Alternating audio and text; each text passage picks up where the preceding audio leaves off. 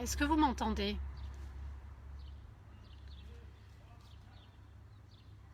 Vous m'entendez bien ou pas?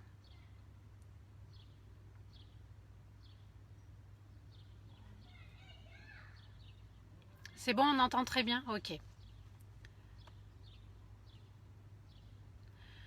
أعوذ بالله من الشيطان الرجيم بسم الله الرحمن الرحيم اللهم صل وسلم على سيدنا محمد في الأولين وصل وسلم على سيدنا محمد في الآخرين وصل وسلم على سيدنا محمد في الملأ الأعلى إلى يوم الدين رب اشرح لي صدري ويسر لي أمري واحلل عقدة من لساني يفقه قولي ربنا لا تؤاخذنا إن نسينا أو أخطأنا ربنا ولا تحمل علينا إصرا كما حملته على الذين من قبلنا ربنا ولا تحملنا ما لا طاقة لنا به واعف عنا واغفر لنا وارحمنا أنت مولانا فانصرنا على القوم الكافرين.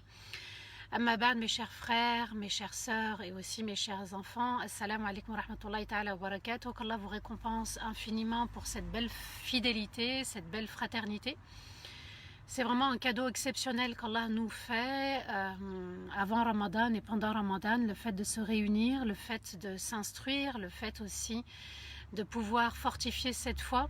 On entend très bien les oiseaux, ok, mashallah, ils vont m'assister. Ils diront amin à tout ce qu'on dit. En tout cas, voilà, c'est vraiment une belle fraternité, une belle joie que de vous retrouver. Et c'est une belle joie aussi, même si c'est tous les jours. C'est Allah qui a permis cette belle rencontre. Mashallah, c'est un cadeau exceptionnel quand même. Et on devrait en profiter. Alors, bismillah, likez, bismillah, partagez. Vous avez maintenant l'habitude, à chaque fois qu'il faut partager, c'est important de faire cette belle sadaqa, c'est-à-dire que offrir à quelqu'un de pouvoir méditer les versets d'Allah, méditer les hadiths, et puis de se ressourcer et d'être meilleur qu'hier. Qu'Allah nous pardonne ce qu'on a pu faire, ce qu'on a pu dire, ce qu'on a pu entreprendre. Et Allah Azzawajal est l'excellent pardonneur, ça il ne faut pas l'oublier. Même si on est en train de se réformer, on est en train de travailler sa foi, sa crainte, on est en train d'enraciner tout cela, c'est-à-dire avoir une foi ancrée dans l'excellent, c'est-à-dire avoir une foi sans doute. Allah Azzawajal est l'excellent, il est le parfait, il est au-dessus de tout. Et puis avoir une crainte aussi ancrée, une crainte enracinée, ça c'est très très important. C'est-à-dire que je crains mon Seigneur dans mes paroles, mais aussi dans mes actes.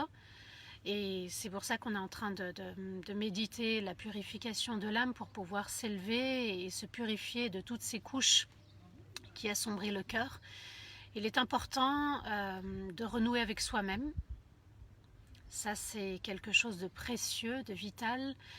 C'est nécessaire de renouer avec son cœur, de renouer avec son âme, de renouer avec son corps, de renouer avec son être.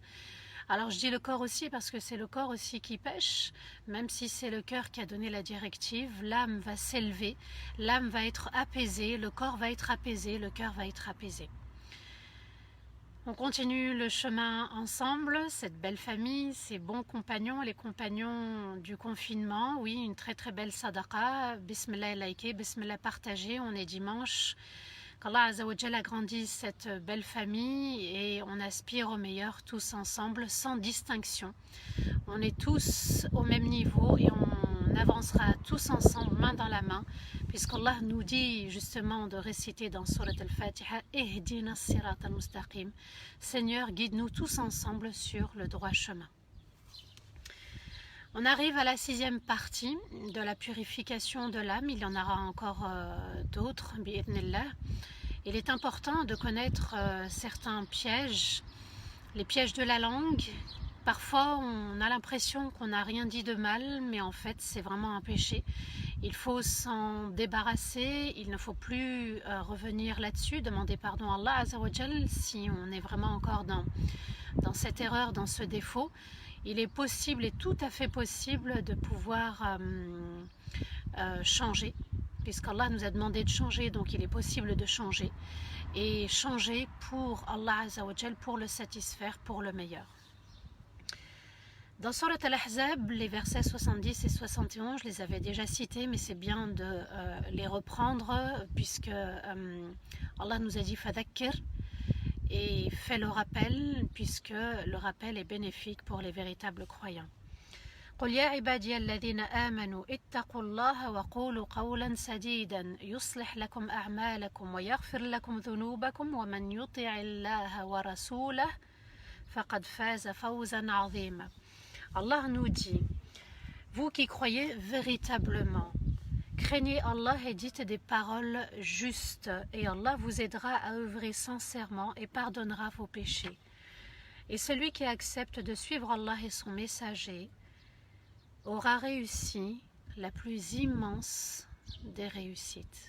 Je répète, vous qui croyez véritablement, craignez Allah. Donc là, il y a la foi véritable, la foi ancrée, enracinée, tel un olivier. Il y a aussi la crainte d'Allah, craignez Allah et dites des propos justes. Vous voyez qu'il est nécessaire, dans le fait de dire des propos justes, d'étudier le soldat d'Allah qui est la langue.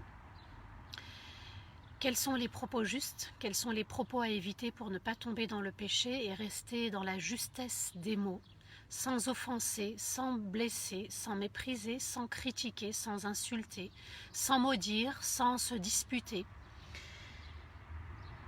Et Allah vous aidera à œuvrer sincèrement. Ça signifie quoi? Que le soldat de la langue, c'est un soldat, si on ne le maîtrise pas, il nous échappe et ça peut devenir, subhanallah, une source de grands péchés.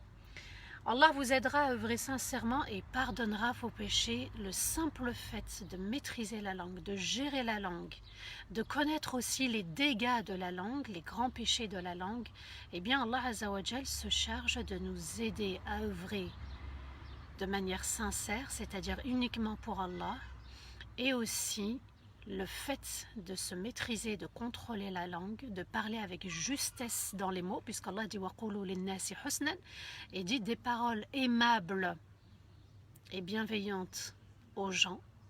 Et Allah Azza wa Jal pardonne aussi les péchés. Alors il est important, vital, urgent de maîtriser la langue et de connaître aussi, de savoir là où la langue peut péché.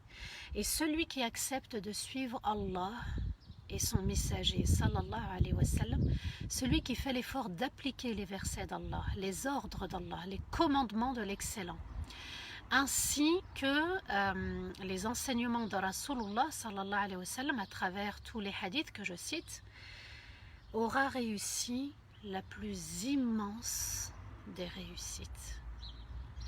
La plus immense des réussites. Allahu Akbar. Vous voyez qu'il est important de renouer avec Allah, de renouer avec Rasulullah sallallahu alayhi wa sallam, de renouer aussi avec soi-même, de renouer avec son âme, de renouer avec son corps. Quand je dis le corps, c'est le regard, la langue, l'ouïe, l'odorat, le cœur, le ventre, les parties intimes, les jambes, les mains. Tout ça, ça nous appartient. C'est un cadeau d'Allah Azza wa Jal. Et comme c'est une amana, c'est un cadeau et c'est un dépôt, c'est-à-dire une responsabilité confiée, il faut en prendre soin. Il faut aimer ce qu'Allah nous a donné pour pouvoir en prendre soin, véritablement.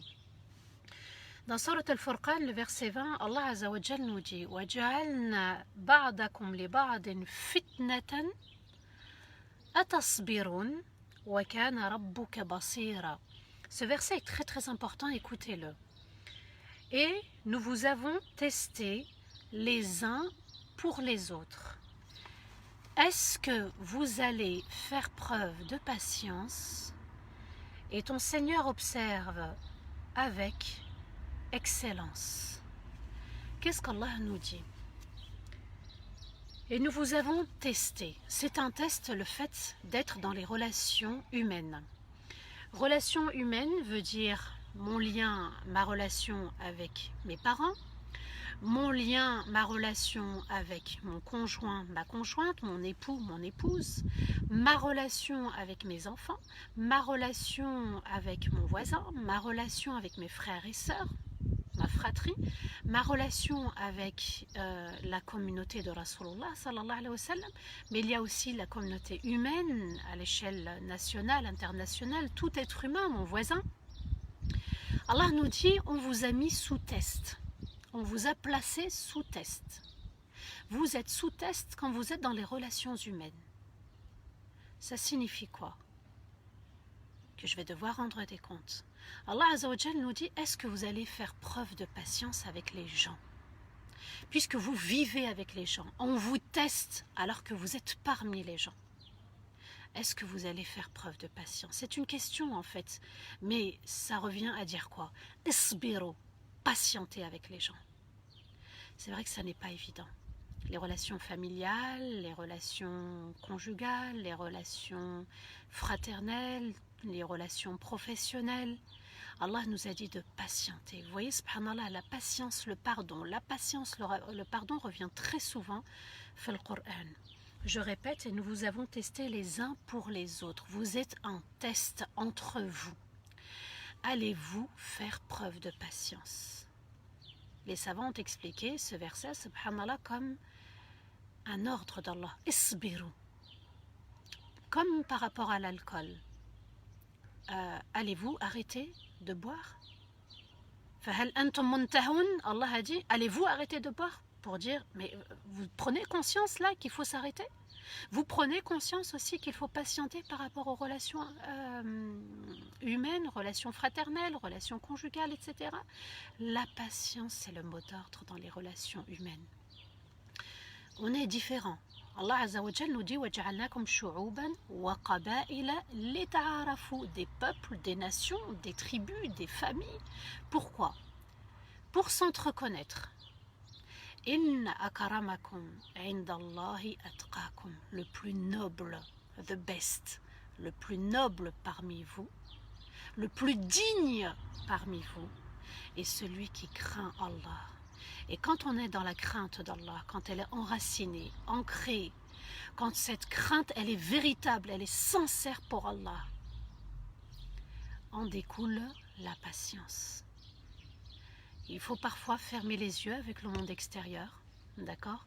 Dans les relations proches, à l'intérieur, en privé, il est nécessaire, voilà, sur le coup peut-être, de faire preuve de patience et puis de revenir et de dire à la personne, au lieu de garder dans son cœur, de lui dire, voilà, tel comportement, je n'ai pas apprécié, j'attendais, voilà, telle réaction, ça m'a blessé. De dire les choses pour ne pas que ça s'accumule dans le cœur, ça s'accumule jusqu'à ce que ça se noircisse et puis que les tensions soient vives. Et ça, il faut éviter, subhanallah. Donc il est important, Allah Azza wa Jal nous éduque dans les relations humaines et il nous dit de patienter. Il n'y a que comme ça. Et quand on ne fait pas preuve de patience, va en découler les maladies de la langue, les maladies du cœur. La vie, c'est un chemin, c'est un voyage, mais c'est le droit chemin. D'accord? Et le droit chemin, il est tracé uniquement par Allah. Si je fais preuve de patience, de crainte, je mets en pratique, j'applique les versets d'Allah, j'applique les ordres excellents d'Allah, c'est le choix d'Allah par excellence. La niqash, on ne polémique pas sur les versets d'Allah. On est dans la crainte et on est sur ce droit chemin. Ce chemin nous amènera tout droit et rapidement vers notre Seigneur. Et la destination finale, c'est Allah. C'est Al-Firdaus Al-A'la, c'est la rencontre avec Allah, c'est la rencontre fraternelle dans les paradis. C'est ça la destination finale. Donc on est sous test, régulièrement. Régulièrement à tel point que le prophète alayhi salatu wassalam nous le dit dans sa hadith. Mais l'arrivée finale, l'arrivée du voyage, c'est quoi? Illa man atallaha biqalbin salim. Allah Azza wa Jal nous dit celui qui va réussir ce test et arrivera à la fin du voyage, celui qui a un cœur pur et purifié, purifié de toute forme de shirk, toute forme d'association, surtout l'association cachée, celle qui ne se voit pas, et des péchés. Et quand je dis péché, il faut inclure les défauts aussi, parce que nos défauts nous poussent aussi au péché. J'ai des défauts, certes, mais Allah il m'a montré le bon chemin et le mauvais. À moi de choisir. J'ai le choix. فَمَنْ شَاءَ فَلْيُؤْمِنْ وَمَنْ شَاءَ فَلْيَكْفُرْ. Allah nous dit celui qui veut croire et veut se rapprocher, tant mieux pour lui. Celui qui veut se détourner, c'est contre lui. فَمَنْ شَاءَ فَلْيُؤْمِنْ وَمَنْ شَاءَ فَلْيَكْفُرْ. Le prophète alayhi salatu wassalam nous dit dans un hadith, les passions, les tests, parce que les passions aussi c'est des tests, vont être soumises au cœur en permanence. En permanence. Le cœur qui est absorbé par les péchés, les passions, une tache noire s'imprègne sur son cœur et le cœur qui s'en détourne aura une tache blanche jusqu'à ce qu'il devienne tout blanc. Donc, le bon chemin, le droit chemin ou le mauvais chemin, la tache noire sur le cœur ou bien la tache blanche, ça fonctionne comme ça. Donc soit je préserve ce cœur qui est déjà un diamant, soit le roi est véritablement roi, il est digne d'être roi et il protège son royaume. Et quand on dit royaume, il protège le regard, il protège l'ouïe, l'odorat, le toucher, les mains, la langue, le ventre, les parties intimes, tout. S'il protège tout son royaume reste protégé. Et c'est un beau royaume, un beau château. Il a la gestion, il contrôle. Mais si on laisse une fenêtre ouverte d'un château, une porte ouverte, une fenêtre par-ci, une fenêtre par-là ouverte, les attaques peuvent arriver. Et ça, c'est les tests, les passions. Si on va vers les passions, on les accepte. Le prophète dit qui absorbe le péché. C'est-à-dire on boit le péché, on l'absorbe. Ça signifie quoi? Ça va couler, ça va arriver au cœur et le cœur est entaché. Une tache, plus une tache, plus une tache, plus une tache, plus une tache, jusqu'à ce que le cœur soit entaché complètement et on ne se rend même plus compte qu'on a commis un péché, à tel point que le prophète alayhi salatu wassalam dit dans un autre hadith, le croyant, quand il commet un péché, il a l'impression d'avoir une montagne de péché. Il a commis une montagne de péché. Quant à celui qui a un cœur malade, eh bien lui, c'est comme si c'était une mouche qui passait. Il le fait comme ça, c'est rien. D'un geste, c'est rien. Ma'alish, c'est rien. Vous voyez, donc un cœur illuminé et un cœur aveuglé. Un cœur blanc, taché de blanc, et un cœur entaché de noir. L'istighfar vient laver le cœur en permanence. Souvenez-vous du hadith du prophète qui nous dit que l'ange Raqib Atid de la gauche n'inscrira qu'après 6 heures et il efface, enfin, si la personne ne s'est pas repentie, il lui inscrit. Si la personne a choisi de se repentir, rien ne s'inscrit. Allahu Akbar. Vous voyez toutes ces chances qu'Allah Azzawajal nous donne. Qiyam al-Layl, Allah descend au dernier tiers. Je fais mes ablutions, je me lave de mes péchés. Je fais soujoud, je me lave de mes péchés. Je fais le dhikr après salat, je me lave de mes péchés. L'ange de la gauche n'inscrit que si j'ai fait tauba, donc que je prends conscience que dans la journée, je dois régulièrement demander pardon à Allah. Allahu Akbar. Toute forme de repentir efface les péchés. Vous voyez, subhanallah, à nous de prendre conscience, de décider, d'être déterminé, que l'erreur est humaine, mais je me dois de me purifier, de regretter. Allah dit watubu ilallahi jami'an. On n'a pas le choix, c'est un ordre, même à Rasulullah sallallahu alayhi wa sallam. Allah lui a dit wastaghfir li dhanbik. Et demande pardon. À nous de prendre conscience que c'est un acte d'adoration en fait. Le repentir, le fait de demander pardon à Allah, c'est un acte d'adoration noble qui procure l'humilité. Plus on se lave, plus on se purifie de nos péchés, plus le cœur aspire à se prosterner à son Seigneur. Une maladie du cœur qui concerne la langue, c'est al-fuhsh. J'aimerais mettre l'accent sur cette maladie parce que on le prononce plusieurs fois dans la journée, dans notre quotidien, dans la vie. Al-fuhsh, c'est une expression qui offense, qui blesse donc une personne au sujet d'une situation donnée et avec des expressions trop franches. Et notre langue française contient des expressions catalysantes.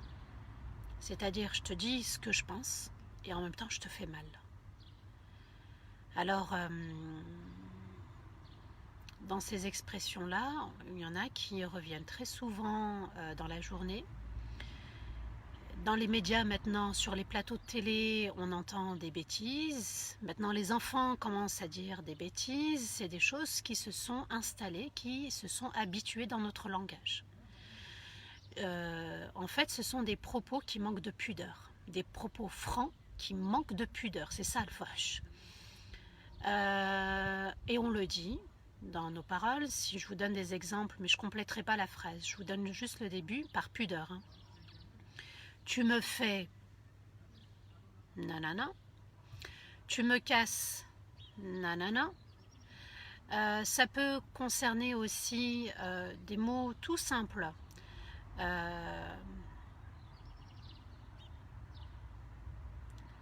Juste pour donner un exemple et que ça soit clair, le papier toilette, il y en a qui vont l'exprimer autrement, d'accord ? Alors que par exemple, si vous regardez dans le fiqh, dans la jurisprudence islamique, c'est-à-dire dans le droit musulman, quand les savants vont légiférer, juste les parties, c'est-à-dire par là où on urine et l'autre partie de notre corps, eh bien, subhanallah, les savants, eux, ils vont utiliser des mots pudiques et ils vont dire, subhanallah, les deux voies. Tout ça pour éviter de dire, de prononcer véritablement les mots du corps par pudeur. Et c'est ce qui nous manque aujourd'hui, la pudeur dans les mots. On est trop franc. Tu m'énerves, c'est un propos franc qui blesse, qui blâme. Et ça, c'est pas bon pour le cœur parce que ça rajoute en fait de la colère, de l'animosité, ça entache le cœur. Vous allez voir que quand on va étudier la colère, en fait, quand on se met en colère, le cœur, il s'enflamme. Lui aussi, il se met en colère et c'est vraiment un nar. Et pour éviter justement d'enflammer le cœur, de provoquer le cœur, de provoquer les passions, même les paroles doivent être pesées. On doit bien choisir nos mots, avoir de la pudeur dans nos mots. Il y a des paroles qui ne se disent pas. Dans la communauté, parfois, j'entends aussi des grossièretés. Ça se répand. Les enfants le disent à l'école maternelle, à l'école primaire, au collège, au lycée. Et c'est devenu monnaie courante. Donc, il y a des mots qu'on ne doit pas inculquer aux enfants. Il faut être dans la pudeur des mots et arrêter de vouloir être trop franc. Ah, mais moi, j'assume ce que je dis. Vous vous rendez compte, il y a de l'arrogance là. Bien sûr qu'on assume tout ce qu'on dit, on est responsable. Il y a des anges qui sont témoins et qui vont inscrire. Mais est-ce qu'on est tombé dans cette forme de franchise, mais de trop franchise? D'accord ? Il y a des mots qu'on doit bannir de notre langage, ça ne fait pas partie du véritable croyant. D'accord ? Tu me fais nanana, tu me fais... Voilà, il y a des propos qui ne se tiennent pas. On peut tomber dans les péchés, et puis un propos, plus un propos, plus un propos, et puis après, c'est la porte ouverte à Shaitan, il est là, il tourne autour, et on va dire... des propos qui vont aller très très loin, on peut tomber dans les grands péchés, je vais y revenir dans un autre péché de la langue, dans une autre passion du cœur et passion de la langue. Donc il est important de faire attention à nos propos. Le prophète alayhi salatu wassalam nous dit Iyyakum wal fuhsh fa inna Allah ta'ala la yuhibbul fuhsh wa la tafahush. Attention aux paroles blessantes et franches. Certes, Allah le Très-Haut n'aime pas les paroles blessantes, les paroles franches et où il y a un manque de pudeur. C'est ça le fuhsh, où il y a un manque de pudeur dans les propos. Et de se dire des paroles blessantes, franches, sans pudeur. Voilà pour le fuhsh. Le croyant, lui, il doit être responsable, de se sentir responsable et de ressentir l'engagement dans la responsabilité de cette langue qui est un soldat du cœur. Donc je dois aussi maîtriser ce soldat, le gérer, prendre soin de ce soldat, prendre soin de la langue et appliquer le verset d'Allah où Allah a dit Ya ayyuhalladhina amanu qulu linnasi husnan. Vous qui portez la foi dans votre cœur, dites aux gens des paroles convenables, des paroles aimables, des paroles bienveillantes, des paroles pesées et des paroles pudiques. C'est ça aussi. Dans l'ihsan, il y a la pudeur, la notion de la pudeur. Dans l'ihsan, c'est quoi? C'est d'adorer Allah comme si on le voyait. Est-ce que si j'ai cette conscience, cette prise de conscience qu'Allah me voit, est-ce que je vais pouvoir prononcer quelque chose qu'Allah n'aime pas? Non. Donc vous voyez que parfois on oublie Allah même dans nos propos et on tombe dans le péché. Et il est important de renouveler le repentir de manière régulière. Et c'est vraiment une rahma d'Allah que cet ange n'inscrit pas pendant 6 heures. 6 heures, c'est quoi? Si vous commencez la journée à 9 heures du matin, vous commencez à parler, de 9 à 6, 9 plus 6, ça fait 15 heures, de 15 plus 6, ça fait 21. En fait, voilà, si dans la journée, je n'ai pas fait mon repentir, eh bien, ça s'inscrit. Alors, si j'oublie et je ne prends pas conscience le soir, vous voyez, subhanallah, ça s'accumule, et on entache le cœur. Et il va falloir nettoyer. C'est vraiment une force, le repentir, et une rahma que de revenir auprès d'Allah Azza wa Jal. Il y a un autre péché de la langue, une autre passion du cœur, celle de l'insulte. Le fait d'insulter. Le prophète alayhi salatu wassalam a dit un homme de ma tribu, il répondait à un compagnon, un homme de ma tribu m'insulte, est-ce que j'ai le droit de me venger? Et le prophète alayhi salatu wassalam lui répond, 2 personnes qui s'insultent sont 2 diables qui aboient. Je répète, un compagnon est venu voir Rasulullah sallallahu alayhi wa sallam, lui a dit, il y a un homme qui est en train de m'insulter, ya Rasulullah, est-ce que tu me permets, est-ce que j'ai le droit de me venger? Et il lui répond, ces personnes, 2 personnes qui s'insultent sont comme 2 chiens qui aboient. Et j'en ai entendu des histoires où même dans les couples musulmans on s'insulte, et des grosses insultes. Je ne suis pas en train de juger, mais je suis en train d'expliquer, ça peut aller très très loin, même dans les relations conjugales. Voilà, dans les foyers, quand la crainte d'Allah n'est plus là, n'est plus présente à ce moment-là, le prophète alayhi salatu wassalam nous dit, ce sont comme 2 chiens qui aboient. Vous vous rendez compte? C'est-à-dire que le croyant, il n'est même plus un véritable croyant, il est devenu, il a pris la forme, dans son comportement, il a pris la forme d'un chien. 2 personnes qui s'insultent sont comme 2 chiens qui aboient. Allahu Akbar. Il est impératif de soigner sa langue. Et quand le cœur il est enflammé, quand le cœur il est entaché, quand le cœur n'est pas purifié, eh bien il envoie le soldat de la langue, un mauvais soldat, et c'est un soldat justement qui va insulter. Donc juste avant on a parlé de la pudeur dans les propos, maintenant c'est les insultes dans les propos, on est dans le péché. C'est rare où le prophète compare à un animal, et bien là, c'est fait. Et le prophète dit, un des plus grands péchés est d'insulter ses propres parents. Et on a posé la question au prophète, alayhi salatu wassalam, comment un homme peut insulter ses parents, ya Rasulallah, sallallahu alayhi wa sallam. Et il répond, lorsqu'on insulte les parents de quelqu'un et que l'autre insulte nos parents, eh bien ça fait partie des grands péchés, et c'est pas que grands péchés, un des plus grands péchés. Lorsqu'on insulte les parents de quelqu'un et que la personne nous renvoie la balle, elle insulte nos propres parents. Nous avons insulté les parents et la personne a insulté, et on a insulté nous-mêmes en fait, nos propres parents. Donc vous voyez que la réforme de la langue, la réforme des mots, le prophète alayhi salatu wassalam ainsi que son Seigneur ont légiféré concernant les dégâts, les péchés, les grands péchés. On tombe là on est dans les grands péchés, hein. Là on est dans les péchés, les grands péchés si on ne soigne pas la langue.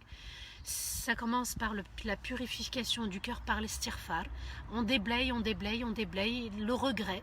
Ya Allah, pardonne-moi. Et le regret, c'est encore mieux pendant ce soujoud avec des larmes. Et puis de demander de l'aide d'Allah, c'est pas... Il y a encore de l'espoir. On dit toujours Iyyaka na'budu wa iyyaka nasta'in. Seul toi, tous ensemble, nous adorons. Et seul auprès de toi, tous ensemble, nous demandons de l'aide. Donc, ya Allah, aide-nous dans nos paroles, aide-nous dans la purification de notre cœur. C'est un grand soldat, c'est un grand chapitre, hein, subhanallah, la langue, puisque en découlent les relations. Puisqu'on parle beaucoup, on débite, à un moment donné, on ne fait même plus attention à ce qu'on peut dire. Dans la maladie du cœur et dans la maladie de la langue, il y a la malédiction, al-la'n. Il faut impérativement aussi comprendre qu'est-ce que la malédiction.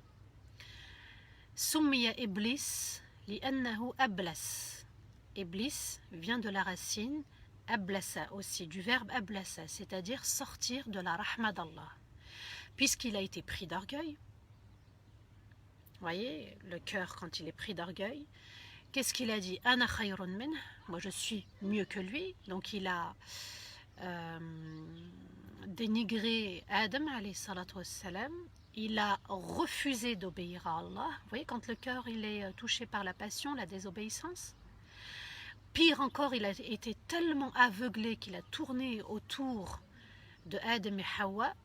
Il leur a fait manger, les a fait tomber dans le piège. Pire encore, il a juré par Allah, wa qasamahuma anni lakuma lamina nasihin, et il leur a juré par Allah qu'il était un conseiller pour eux. Donc vous voyez, quand on ne règle pas le cœur, on ne le purifie pas. Purifier le cœur, c'est avec l'istighfar. Astaghfirullah, astaghfirullah, astaghfirullah, astaghfirullah. Seigneur, pardonne-moi. Pardonne à ma langue, pardonne à mes yeux, pardonne à mes oreilles, pardonne à mon nez, pardonne à mes mains, pardonne à mes pensées, pardonne à mon cœur, pardonne à mes jambes, pardonne à mes parties intimes, pardonne à mon ventre. Il faut vraiment en prendre conscience. Il leur a juré par Allah qu'il était un conseiller. Regardez, il a tellement été aveuglé, il voulait juste leur donner un coup de pied pour qu'ils puissent tomber dans la désobéissance à Allah. Et nous, dans nos propos, dans nos paroles, on est dans la désobéissance à Allah parfois. Il est nécessaire de s'armer, d'avoir le bouclier de la crainte. Et un autre bouclier, c'est aussi l'istighfar. Astaghfirullah, astaghfirullah, astaghfirullah. Comme l'istighfar, normalement, ça doit être quelque chose de simple, une habitude régulière, comme quand on récite la Fatiha dans Salat, comme quand on fait du dhikr, comme quand on mange, comme quand on boit. Eh bien, l'istighfar doit faire partie de notre quotidien. Ça doit être normal, comme on dit salam alaikum à un croyant quand on le croise, comme quand on va vers la salat, on fait nos ablutions juste avant, quelque chose de normal. L'istighfar est une force pour la communauté, c'est une force pour nous-mêmes et c'est une force pour notre cœur, c'est une force pour les soldats du cœur. Al-la'n, c'est le fait de repousser, de faire sortir, d'éloigner quelqu'un, ou même une bête, hein, de la grâce d'Allah Azza wa Jal. de faire sortir la personne de la grâce d'Allah. Certes, Allah Azzawajal a fait sortir Iblis de sa grâce parce qu'il est allé très très loin. Soumiya Iblis li'annahu ablas, il est sorti de la grâce d'Allah parce qu'il a désobéi au commandement d'Allah.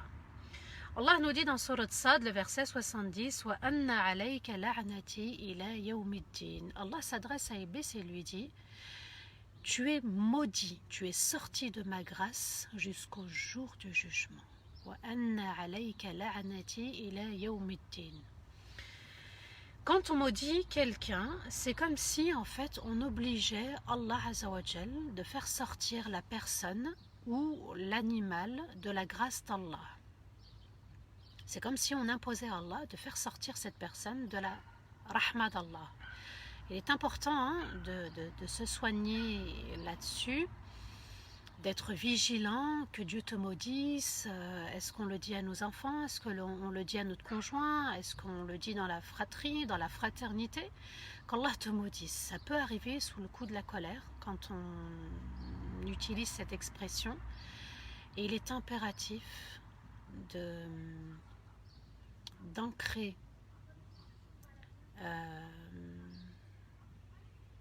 ça comme étant un grand péché, comme étant quelque chose qui nous conduit à désobéir à Allah Azzawajal. Le prophète alayhi salatu wassalam nous dit: La tal'anu bila'natillah. Ne maudissez pas par la malédiction d'Allah. Donc vous voyez que si on procède ainsi, si on désobéit à Allah et à son prophète alayhi salatu wassalam, et on choisit de maudire les gens, eh bien, c'est à nos risques et périls. Il est important, il est crucial, il est vital de méditer là-dessus, de ne pas maudire les autres. Et il est important aussi de comprendre qu'on tombe dans le péché. On fait sortir les gens, on fait sortir les animaux de la rahmat Allah. Et puis, il n'y a qu'Allah Azzawajal qui a maudit al-kadhibin, ceux qui ont menti sur Allah, al-kafirin, ceux qui se sont détournés de la croyance d'Allah, et aussi Allah Azzawajal a maudit al-zalimin, ceux qui étaient injustes vis-à-vis d'Allah, qui sont tombés dans la mécréance, qui ont, voilà, soit ils ont associé, soit ils n'ont pas accepté l'existence d'Allah Azzawajal. Ne vous maudissez pas avec la malédiction d'Allah. Donc, le prophète alayhi salatu wassalam nous donne cet ordre. On n'a pas à maudire son frère, on n'a pas à maudire sa sœur, on n'a pas à maudire ses enfants, ni son épouse, ni son époux, ni ses parents, ni qui que ce soit sur terre.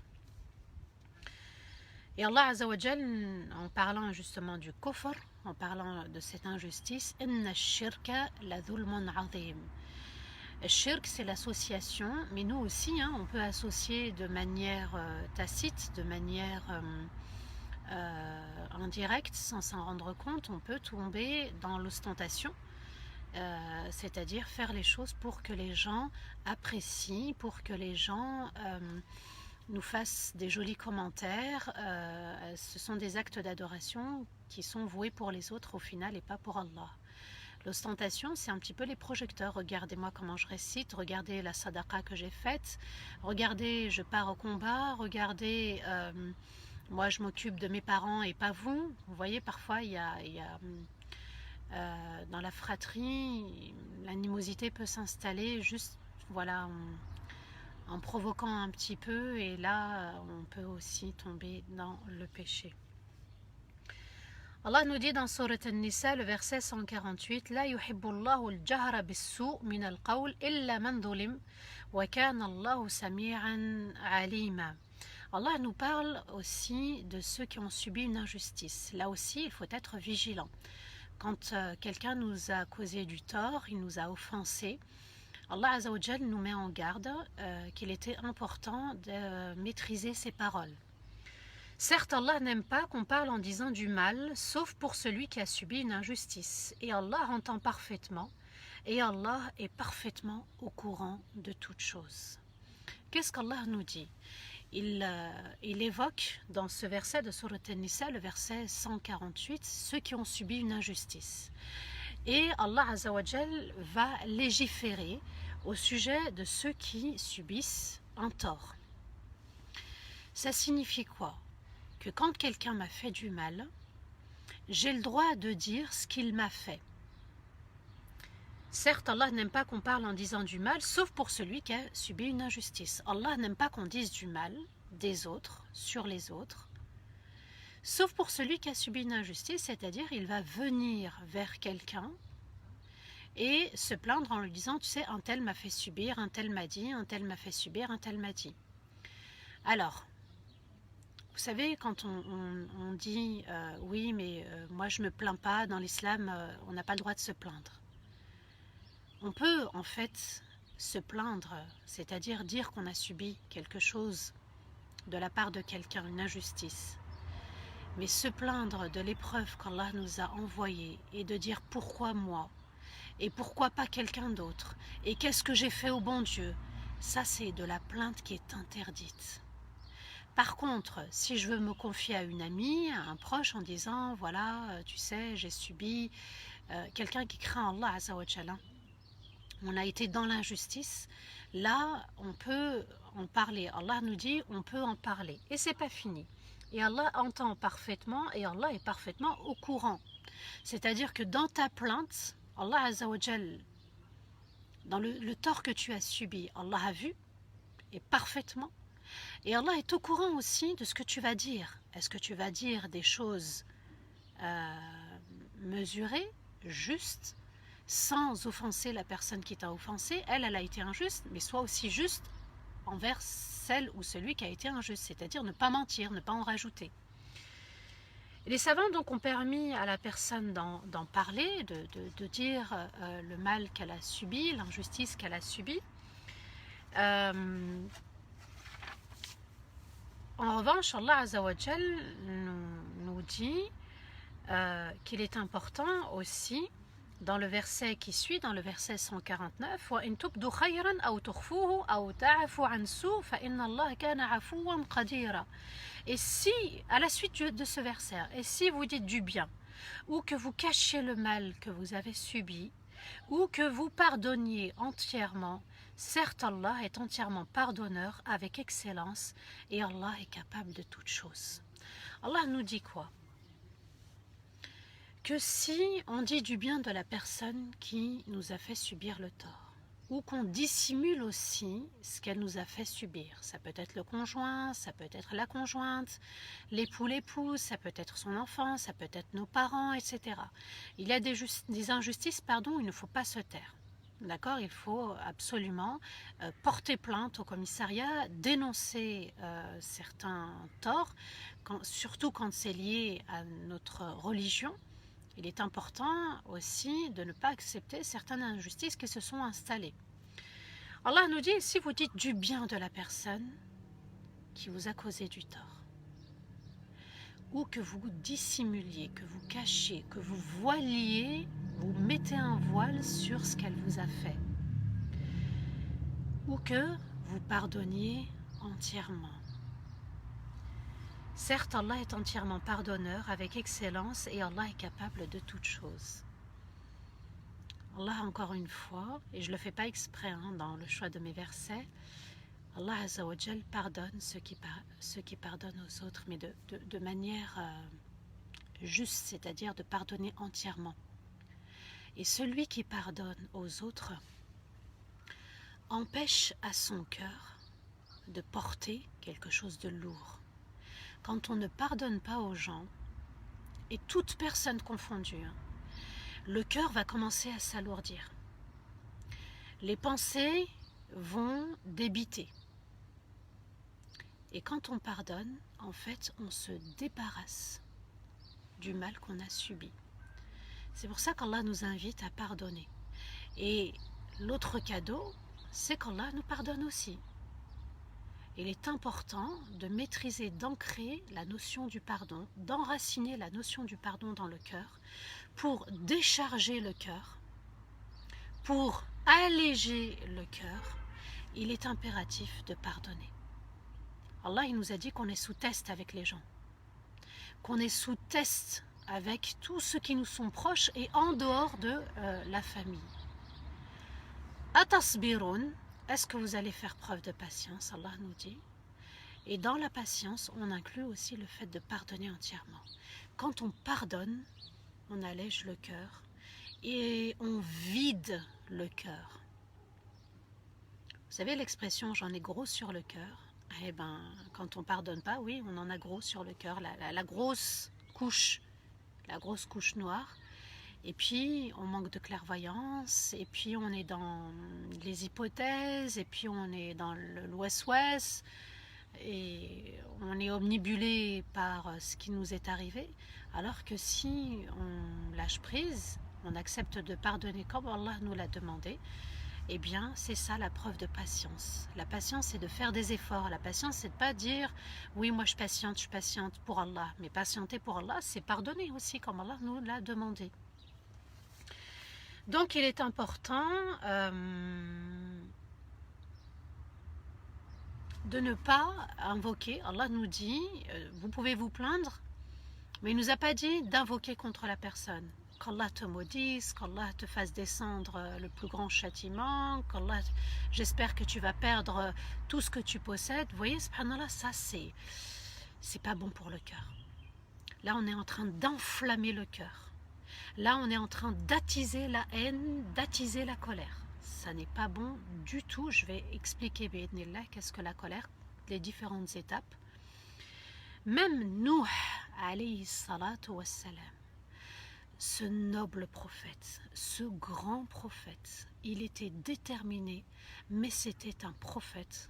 Il aspirait à demander pardon à Allah et il aspirait à célébrer très souvent les louanges d'Allah. Summiya Nuh li'annahu kana yatanawwah, disent les savants, il pleurait beaucoup. Et même Nuh, alayhi salatu wassalam, qui a prêché pendant 950 ans, c'est-à-dire 10 siècles. C'est pas une année, c'est pas 10 ans, c'est pas 100 ans, c'est 10 siècles. Allah nous dit jour et nuit. Et malgré cela, il n'a pas invoqué Allah contre eux. Et il a dit, Allah nous dit dans Sourate Al-Qamar, le verset 10, Fada'a rabbahu anni maghlubun fantasir. Seigneur, je suis dépassé, fais triompher la vérité. Regardez, subhanallah. Il a été digne, il est resté digne et il est mort digne, puisque le Coran va mentionner son nom. Et subhanallah, il va monter dans le navire, Bismillahi majriha wa mursaha, avec le nom d'Allah. Ce navire naviguera et ce navire s'arrêtera. Eh bien nous aussi, si on choisit la compagnie d'Allah, pour nous aider à maîtriser ce soldat, la langue, comme le soldat du ventre ou comme le soldat des parties intimes, eh bien Allah Azza wa Jalla nous assistera. Allah nous a dit, soyez juste dans vos propos.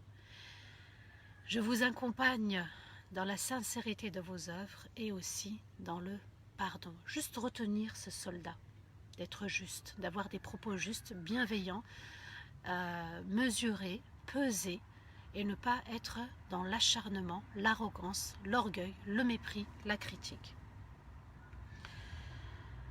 Le fait de maudire, à l'époque du prophète, alayhi salatu wassalam, eh bien il y avait un homme, ils étaient tous partis en voyage, et cet homme, subhanallah, il avait une chamelle, et cette chamelle, elle avançait lentement. Pris de colère, il a maudit la chamelle. Et le prophète alayhi salatu wassalam lui a demandé de descendre tout de suite de sa chamelle. Il a demandé aux compagnons de prendre la chamelle et de la lâcher dans la nature. Et le prophète alayhi salatu wassalam ajoute Wala tusahibuna naqatun mal'una. Une chamelle maudite ne nous accompagnera pas en voyage. Le compagnon a maudit sa chamelle, une bête, et en plus un moyen de transport. Le prophète alayhi salatu wassalam l'a fait descendre tout de suite et on s'est débarrassé de cette chamelle, on l'a lâchée dans la nature. Le prophète alayhi salatu wassalam nous dit, Rasulullah sallallahu alayhi wa sallam dit, une chamelle maudite ne nous accompagne pas.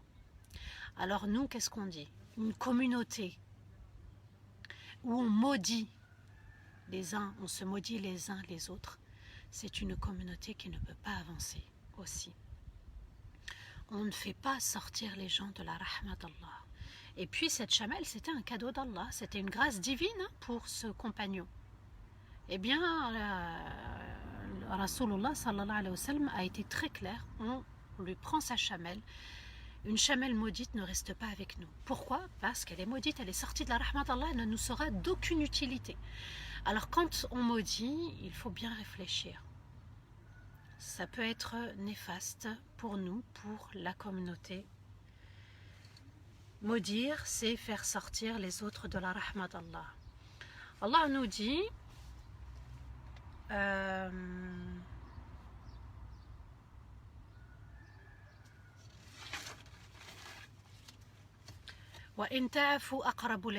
et si on pardonne entièrement, cela est plus proche de la crainte d'Allah. C'est ça la crainte d'Allah. Allah a associé l'afou.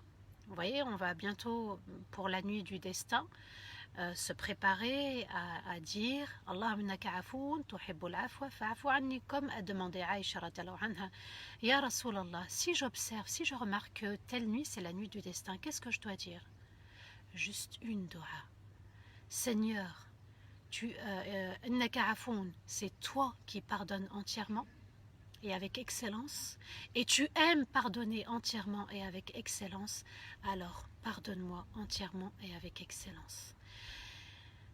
Eh bien, quand on pardonne entièrement aux autres, on purifie notre cœur, on soulage notre cœur, on apaise notre cœur et on ancre la crainte d'Allah dans notre cœur. Donc vous voyez qu'on ne peut pas associer dans notre cœur le pardon et la crainte. Ça ne fonctionne pas ensemble. Allah il nous a dit pardonnez entièrement et vous serez vraiment dans la crainte d'Allah Azza wa Jal. Il y a une autre passion de la langue et du cœur, celui de la plaisanterie. Alors il y a la bonne plaisanterie et il y a la mauvaise plaisanterie. Les savants disent une chose, c'est que toute chose a une graine. Et la graine de l'animosité, c'est la moquerie. Soit on est dans la plaisanterie, soit on est dans la moquerie. Soit on est dans la plaisanterie juste, soit on est dans la moquerie, et là on tombe dans le péché. La moquerie devient moquerie, la plaisanterie devient moquerie quand on dépasse les limites.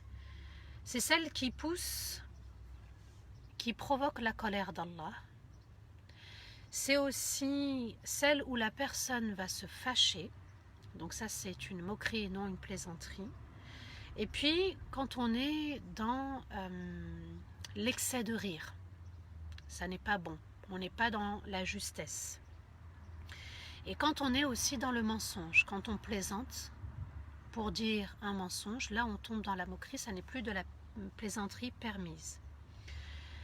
Allah Azza wa Jal nous a demandé justement d'être vigilants là-dessus. Mais avant, j'aimerais citer le hadith du prophète alayhi salatu wassalam qui dit « Inni la amzah » Moi, certes, je plaisante. Mais quand je plaisante, je ne dis que la vérité. Donc il est permis de plaisanter. C'était un comportement que le prophète alayhi salatu wassalam avait. Je vais vous raconter quelques histoires, c'est marrant.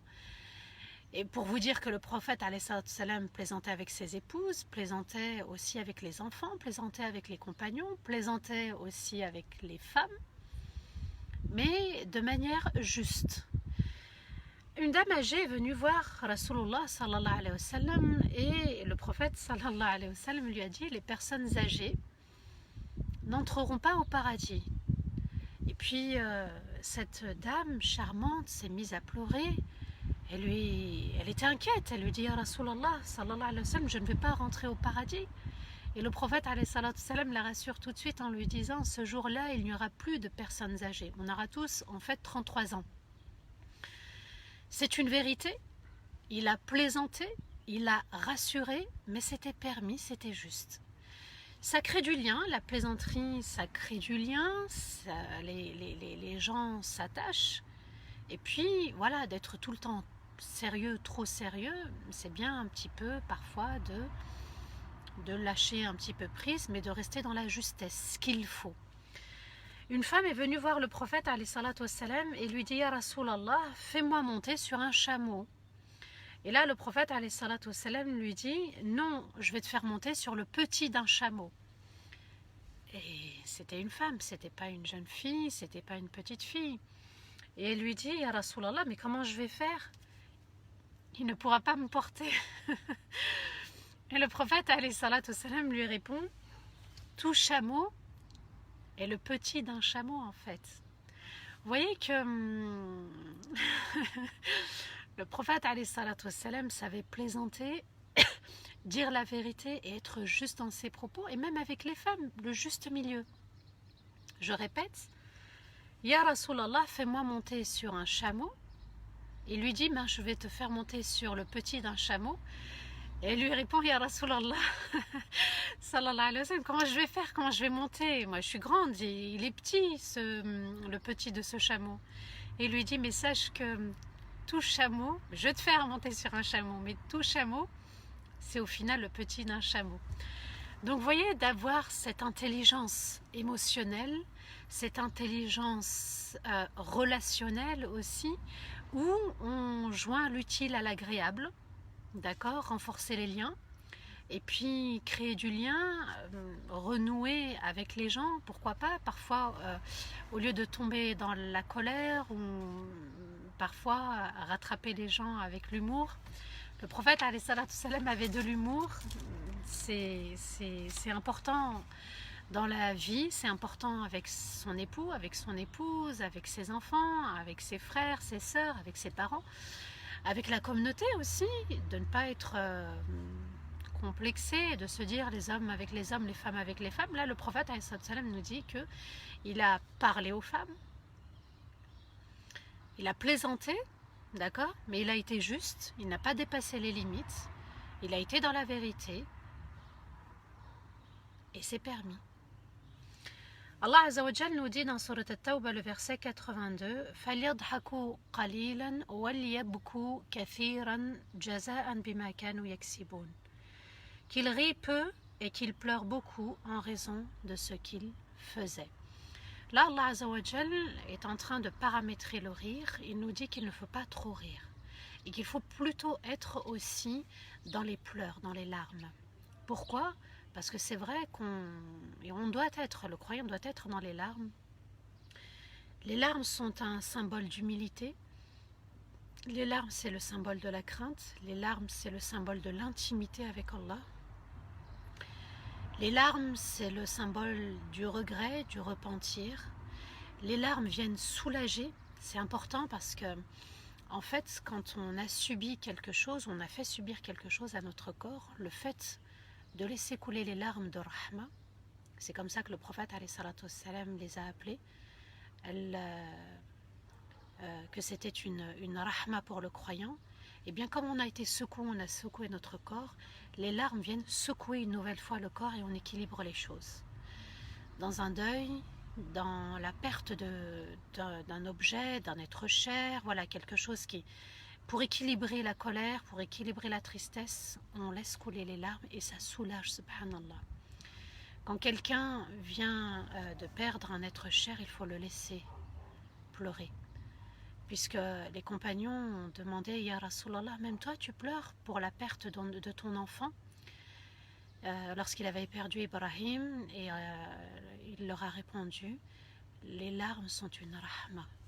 Alors laissez cette rahma couler, laissez cette rahma soulager le croyant, ça fait partie du moyen de guérison du deuil. Donc ne pas trop plaisanter, parce que souvent on tombe dans les excès aussi, ça peut arriver, on tombe dans les excès. Et les gens peuvent à ce moment-là nous mépriser. Et puis on peut perdre notre prestige, d'accord? C'est-à-dire notre charme, notre charisme. On a tous une dignité à préserver. Et trop rire peut pousser les gens à dépasser les limites vis-à-vis de nous. Et puis le prophète alayhi salatu wassalam a dit l'excès de rire tue le cœur.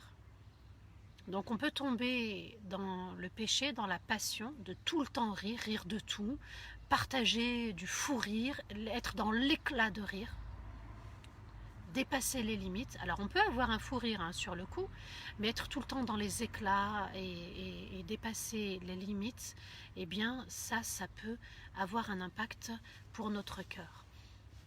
Il y avait un compagnon à l'époque du prophète alayhi salatu wassalam, qui était beaucoup dans la plaisanterie. Et c'était un compagnon, subhanallah, juste petite parenthèse, c'était un compagnon qui buvait. Vous voyez, parfois quand on est dans l'excès de quelque chose, c'est parfois pour fuir peut-être quelque chose. Il buvait et quand il buvait, les compagnons le frappaient avec leur schleck. Et un jour, un compagnon l'a maudit. Et là, le prophète alayhi salatu wassalam s'est énervé et lui a dit non, on ne le maudit pas, car il aime Allah et son prophète. Et cette leçon humaine, fraternelle, bienveillante, ça doit vraiment frapper nos esprits et de se dire que peut-être que la personne, elle commet un péché, voire un grand péché, mais cette personne, comme nous a éduqué Rasulullah sallallahu alayhi wa sallam, peut-être qu'elle aime, et sûrement elle aime Allah et son prophète. Le prophète alayhi salatu wassalam nous dit quoi? Tant que la personne aime Allah et son prophète, l'aime et les porte dans son cœur, ne t'en prends pas à cette personne. Même si elle est en train de boire, même si elle est en train de commettre un péché, voire un grand péché, elle a sûrement l'amour d'Allah et de son prophète alayhi salatu wassalam. Donc ne dépasse pas les limites, ne critique pas, ne méprise pas, ne maudis pas, ne t'en prends pas à la personne. Elle aime Allah et son prophète alayhi salatu wassalam. Je terminerai Inch'Allah par des versets. Surat At-Tawbah, le verset 111, Allah nous dit Inna Allah ishtara min al-mu'minina anfusahum wa amwalahum bi anna lahumul jannah. Allah a acheté de la part des véritables croyants leurs âmes et leurs biens en contrepartie, en échange du paradis. Allah nous dit qu'il a acheté, subhanallah, nos âmes, donc notre cœur, notre âme, notre corps, tout à la disposition d'Allah. Allah les a achetés. Et il a acheté nos biens, c'est-à-dire les mettre à la disposition, à l'obéissance d'Allah Azza wa Jal. Dans nos biens, il y a aussi notre corps, c'est un cadeau d'Allah. Dans nos biens, il y a les biens matériels, il y a nos enfants, il y a nos conjoints, il y a nos parents, tout ce qu'on a, voilà, avec qui on est en lien. En contrepartie du paradis. À nous d'honorer cet achat, d'accepter cet achat, d'accepter ce compromis de vente et d'être à la hauteur avec Allah Azza wa Jal. Et l'autre verset de Surat At-Tawbah, le verset 100, والسابقون الأولون من المهاجرين والأنصار والذين اتبعوهم بإحسان رضي الله عنهم ورضوا عنه وأعد الله لهم جنات تجري من تحتها الأنهار خالدين فيها أبدا وذلك الفوز العظيم. Allah nous dit les premiers des premiers parmi les muhajirin, c'est-à-dire ceux qui ont fait la hijra, les Mécois, et les Ansar, les Médinois, et ceux qui les ont suivis avec excellence. Allah est satisfait d'eux et ils sont satisfaits de lui. Et Allah a préparé pour eux des paradis où coulent des rivières. Ils y seront éternels et voilà l'immense réussite. Allah nous parle justement de ceux qui nous ont précédés, Al-Muhajirin, ensuite Al-Ansar, qui ont noué une très très belle fraternité, à tel point, subhanallah, que quand les Muhajirin sont arrivés, ils ont tout partagé avec les Mécois. Ils les ont accueillis alors qu'ils ne les connaissaient pas. C'est comme si, par exemple, des Parisiens venaient à Lyon et on leur ouvrait la porte avec Rasulullah sallallahu alayhi wa sallam et on partageait. Voilà ma maison, voilà mes biens, voilà ma voiture, tout est à disposition aussi. Et ceux qui les ont suivis avec excellence, bi ahsan. Ceux qui les ont suivis, c'est aussi nous, jusqu'à la fin des temps, on dit les savants, c'est nous, mais bi ihsan. L'ihsan, c'est quoi? C'est d'adorer Allah comme s'il nous voyait, de ressentir sa présence dans chaque acte d'adoration. De se dire Allah voit tout, Allah entend tout et Allah est excellent aussi dans tout. L'ihsan, c'est de plaire à Allah. L'ihsan, c'est de satisfaire Allah. L'ihsan, c'est de se tourner vers l'obéissance et de se détourner de la désobéissance. L'ihsan, c'est d'aller vers al-hasana, al-hasanat, les actes d'adoration, les hasanat, les bonnes œuvres, et se détourner de ce qui est mauvais. Sayyi'at, sayyi, c'est mauvais, des mauvaises actions. Al-hasana t'élève jusqu'au Firdaus al-A'la et Allah Azza wa Jal dit et Allah a préparé pour eux. Le mot préparer, subhanallah, il est fort, c'est-à-dire que Allah nous attend. Allah nous attend et Allah il attend les véritables croyants et les véritables croyants qui craignent véritablement Allah Azza wa Jal, qui aspirent à le satisfaire, qui renoncent aux passions, qui renoncent aux petits péchés et qui renoncent aussi aux grands péchés. Pourquoi? Parce qu'Allah a préparé. Comme vous savez, quand on prépare la table, on prépare la maison, on prépare le repas, quand on va recevoir des invités. Vous voyez, quand nous on est invités, eh bien on sait qu'on va être bien accueillis. On ne se pose même pas la question, on sait qu'on va être bien accueillis. Mais avec l'excellent, Sa Majesté, le roi, le créateur, le grand pardonneur avec excellence, eh bien Allah Azza wa Jal a préparé un paradis excellent, Al-Firdaus al-A'la. Ils y seront éternels et voilà l'immense réussite, Al-Muhsinin, ceux qui excellent dans leur foi. La foi est ancrée, enracinée. On veut plaire uniquement à Allah, l'objectif est fixé. La crainte d'Allah dans les paroles, dans les actes, elle est ancrée. Ça c'est interdit, sami'na wa ata'na. Ça c'est péché, je ne reviens plus là-dessus, je ne négocie pas avec Allah. Ya Allah, aide-moi, je n'arrive pas à m'en sortir, je n'arrive pas à m'en défaire. Iyyaka na'budu wa iyyaka nasta'in. Il est important d'ancrer aussi la conviction. Ça c'est interdit, ça reste interdit. Ça c'est obligatoire, ça reste obligatoire. Ça satisfait Allah et je fonce. As-sabiqoun, as-sabiqoun. Ceux qui se concurrencent dans le bien, c'est eux les rapprochés d'Allah. Ces moments qu'on passe ensemble, c'est pour nous concurrencer dans le bien. On se stimule, on se booste. Machallah, vous avez vu qu'ensemble, on a pu faire ce que peut-être on n'aurait jamais pu faire. Tout ça par la baraka, la bénédiction, le khir, la rahma d'Allah qui descend sur ceux qui veulent changer. Inna Allah la yughayyiru ma biqawmin hatta yughayyiru ma bi anfusihim. Allah ne changera l'état, la condition d'un peuple tout entier, d'une famille, d'une nation, que si eux-mêmes décident, font le choix de changer leur propre intérieur.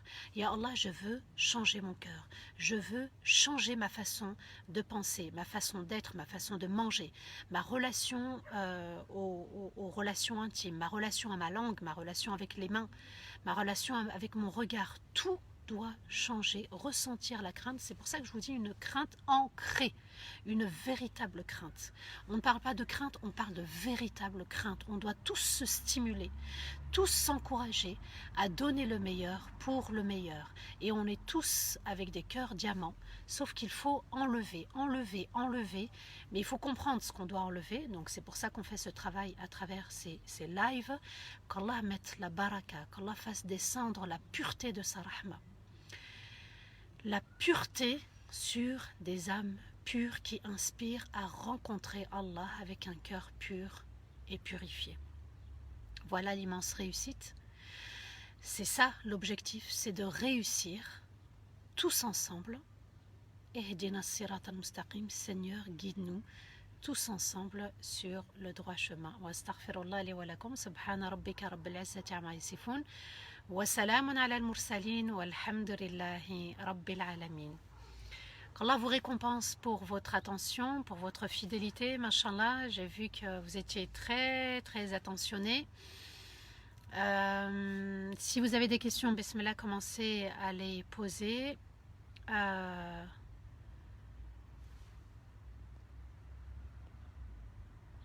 Ou si vous avez des remarques aussi, mashallah, si ça continue, peut-être que j'ai pas lu certains commentaires les 2 jours qui ont précédé. Si vous avez aussi des témoignages à apporter, bismillah. Alhamdulillah, c'est vraiment une source de bonheur, ces moments qu'on partage ensemble, c'est l'impensable qui s'est produit. Jamais on n'aurait cru qu'on allait passer nos après-midi pendant, mashallah, lundi ça fera 1 mois je crois qu'on est ensemble, Allahu Akbar. Ça fait 4 semaines qu'on est ensemble et que pourvu que ça dure, on fait de ces moments une force. Allah a fait descendre sa grâce, sa bienveillance, sa considération sur nous avec excellence. Alhamdulillahi Rabbil Alamin, il est important de le remercier et d'être reconnaissant pour ce beau geste qu'il nous fait, ce beau cadeau qu'il nous apporte. Qu'Allah vous récompense aussi, mashallah, des messages de bienveillance, qu'Allah vous élève, qu'Allah nous élève tous. Il est important maintenant de monter dans ce beau navire, le navire du prophète, alayhi salatu salam, c'est lui qui est le commandant, et puis de s'apprécier, de ne plus se juger, de ne plus se mépriser, de ne plus se critiquer. Chacun doit balayer devant sa porte, chacun doit se soucier de ses propres défauts. C'est important de se concentrer sur nous-mêmes comme Allah nous l'a demandé. Amin, amin, amin. Qu'Allah vous récompense aussi. Comment calculer Zakat al-Mal? Alors, je vous renvoie vers le site de Cheikh Minta, Zakat France. Vous pouvez à ce moment-là rentrer la somme que vous avez et on vous donnera le taux et ce qu'il faut donner. Ce confinement est comme l'arche de Noé, mashallah. Oui, on arrivera à bon port, bienvenue. Amin, amin, amin, amin, barakallahu fikum. D'accord, mashallah, on prend conscience de beaucoup de choses, mashallah, la sœur Jamila, alhamdulillah, alhamdulillah. Amin, amin, amin, amin. Ah, mashallah, mon fils, depuis qu'il regarde les lives, il est plus calme et plus apaisé. Allahu Akbar, mashallah.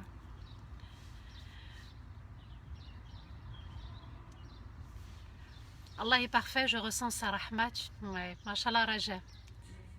Voilà, il faut vraiment, vraiment la ressentir. C'est vraiment la bienveillance d'Allah, c'est vraiment la douceur qu'Allah offre à sa communauté.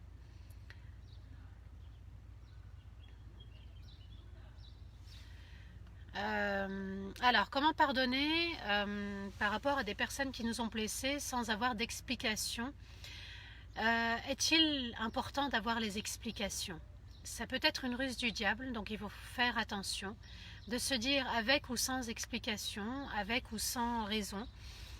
Je me fais une raison, celle qu'Allah Azzawajal pardonne parce que je pardonne.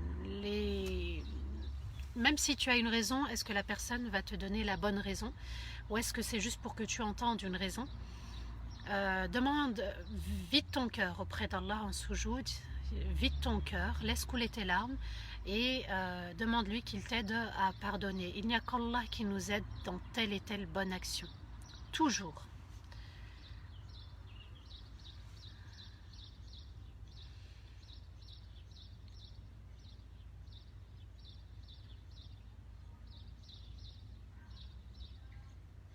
Comment invoquer Allah pour changer son comportement? Eh bien, Ya Allah, aide-moi. Ya Allah, permets-moi de changer. Ya Allah, je n'y arrive pas. Parler comme si on se confiait à quelqu'un de la communauté, à un proche. Mashallah, il y en a qui vraiment s'organisent pour être là. Au rendez-vous, Allahu Akbar. Vous pouvez récupérer bien sûr les lives. Ils sont tous enregistrés dans la chaîne d'Arifton. Avant d'oublier, il y a la sœur Firdaus, machallah, une grande sœur que j'estime, que je porte beaucoup dans mon cœur. Elle intervient les mardis, les jeudis et les samedis à midi pour les 9 personnalités. Elle a commencé par la colère, c'est important de reprendre le live, elle fait un travail magnifique, machallah. N'oubliez pas, mardi, jeudi, samedi à midi, elle intervient de comprendre les personnalités, comment on fonctionne. Chacun découvrir sa propre personnalité, renouer avec soi-même.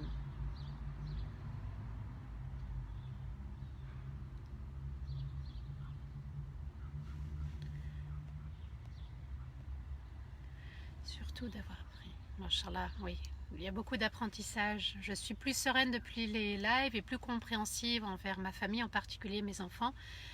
Je fais, machallah, attention à mes gestes, mes paroles. Qu'Allah t'aide, te comble et t'accompagne et nous accompagne tous.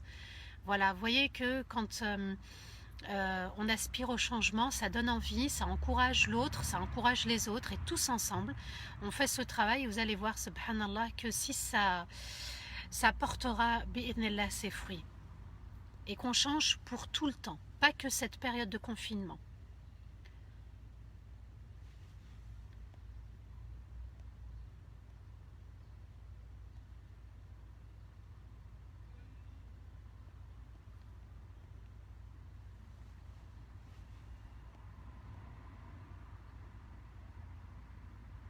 Alors, tu as parlé de larmes de Rahma, je pleure ma sœur décédée, on me dit c'est trop, tu lui fais du mal. Alors ce qui est interdit dans les larmes, c'est les lamentations, tu vois, c'est les cris, s'arracher les cheveux, bon, là on est dans l'excès. Tu sais, Fadila, moi-même je continue à pleurer mon père, ça fait 2 ans qu'il est parti. Voilà, les larmes parfois coulent, elles sont là, c'est une rahma. Il faut bien comprendre l'islam, il faut bien comprendre les valeurs de l'islam, il faut bien comprendre les enseignements dans l'islam. Quand c'est dans l'excès, c'est interdit. Mais le juste milieu, Allah, pourquoi il a créé les larmes alors? Il y a les larmes de joie, les larmes de tristesse. Alors quand est-ce qu'on doit pleurer? Les larmes d'humilité?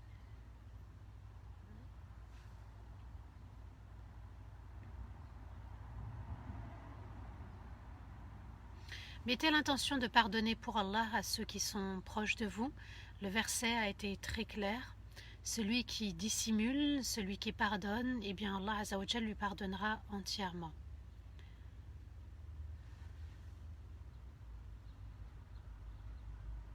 Salam alaikum Naïma, qu'Allah te récompense. Amin.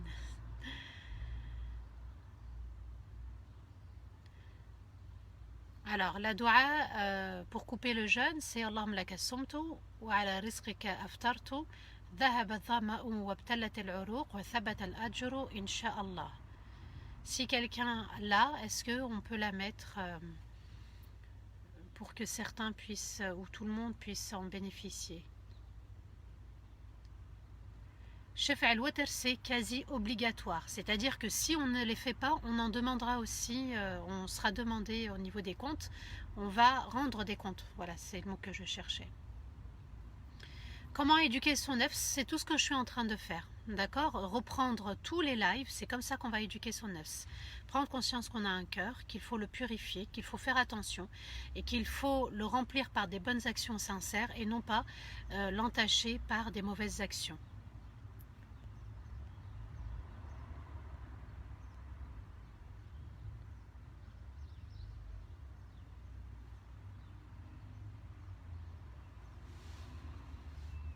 Amin, amin, amin, amin, amin.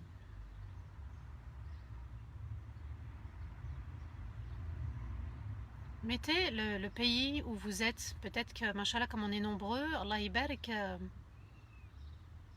Alors, comment pardonner la trahison conjugale?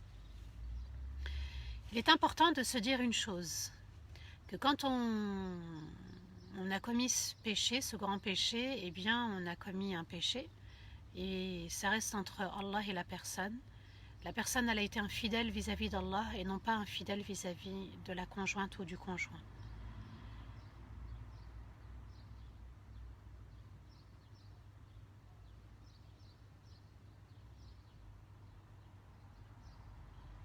La France, Sabrina, machallah.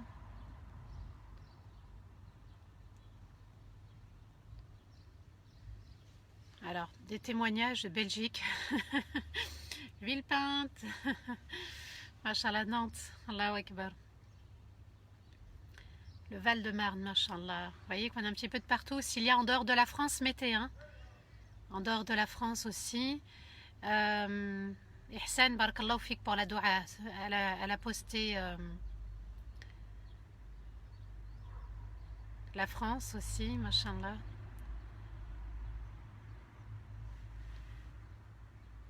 Alors, oui, tu peux aller voir ton oncologue, Hafida. D'accord? Tu peux aller le voir, ça rompt pas le jeûne. Charleroi en Belgique, machallah.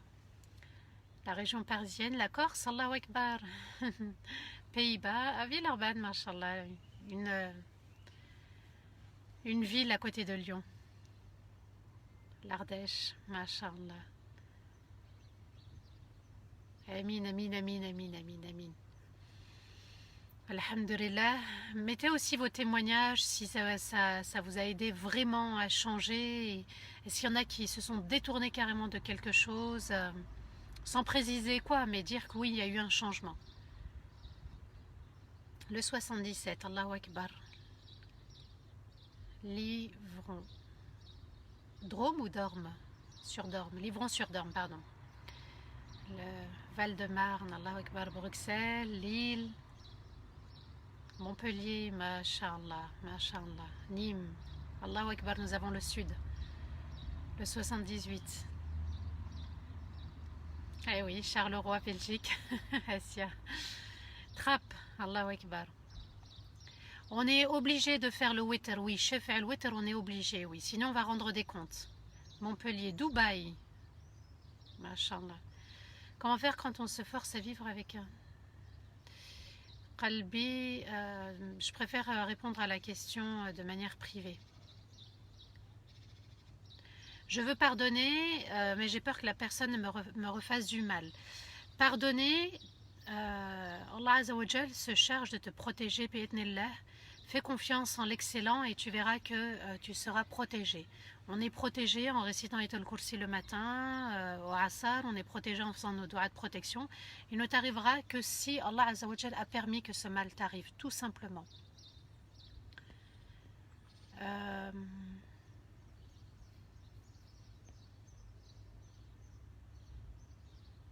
Jazia, salam alaikum. Il y avait Givor. Allah nous a demandé de patienter face au mal des autres, d'accord, et puis de s'éloigner quand c'est nécessaire, tout simplement. Le Vaucluse, machallah. Saint-Priest aussi. Oui, reprenez bien les lives, machallah, reprenez bien les lives. Beaucoup de changements, machallah. Je ne prie plus de la même manière, Allahu Akbar. Oui, les assises à Villeurbanne, oui, machallah. C'est Lyon 6, hein, les assises, c'est pas Villeurbanne en fait. Montreuil.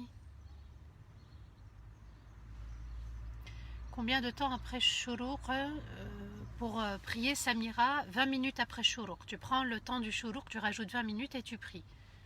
Le Doha.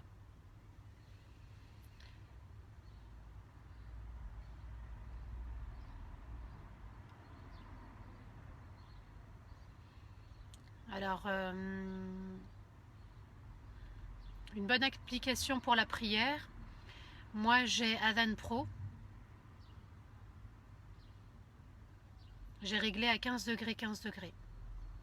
Bois-en-Velin, Saint-Étienne, machallah. Clermont-Ferrand, Allahu Akbar.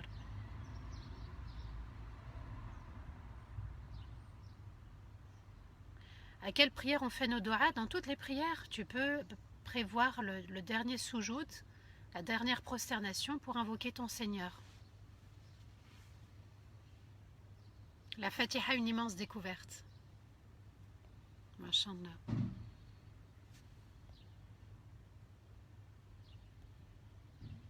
Dreux. La question aussi que j'aimerais vous poser, est-ce que vous avez pris conscience de vos défauts et puis vous avez commencé à faire ce travail sur les défauts? D'accord? Voilà, vous vous êtes détaché de certains...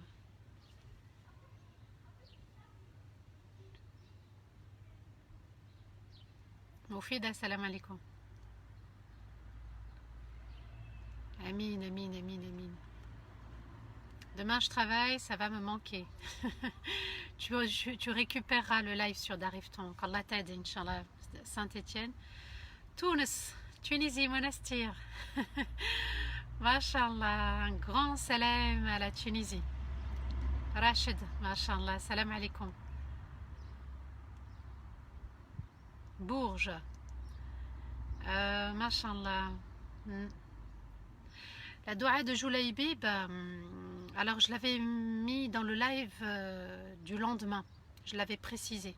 À la fin de mon intervention, je l'ai précisé. Oui, on peut varier les invocations dans la citadelle du musulman, oui.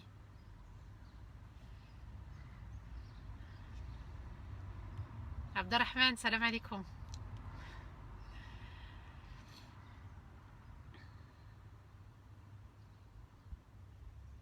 Prise de conscience, machallah.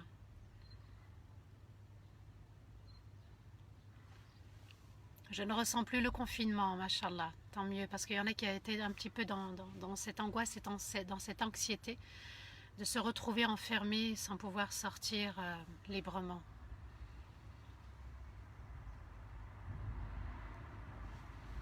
Pour ma part, je me rends compte de mes défauts, j'essaye de faire un travail sur moi-même. C'est pas évident, c'est vrai. Mais déjà, place la confiance et Allah t'aidera, bi'idnillah.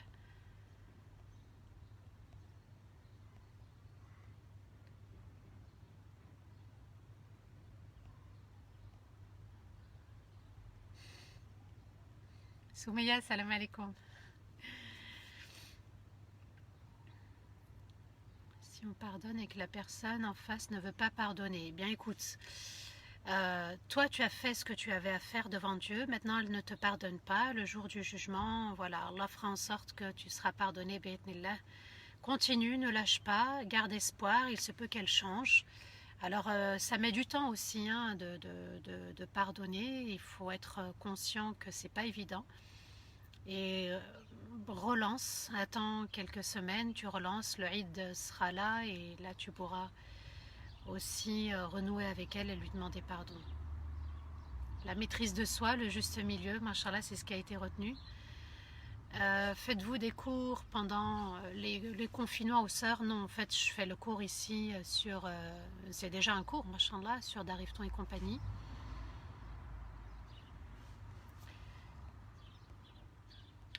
Oui, je visualise mon intérieur, plus de paix intérieure, objectif délaisser l'espionnage direct et indirect pour penser qu'à Allah.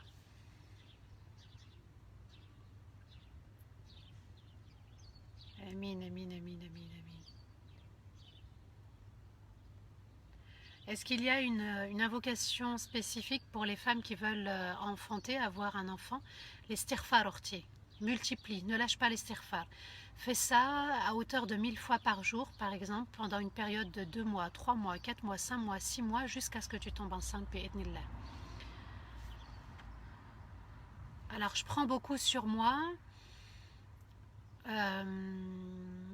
Débarrasse-toi de ce qui te fait mal, d'accord, et reste légère. Comment changer mon mari?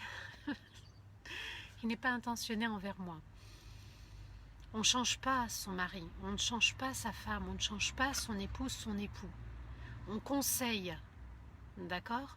On développe une stratégie, c'est-à-dire ça n'a pas fonctionné par ce chemin-là, je change de chemin et je prends une autre voie.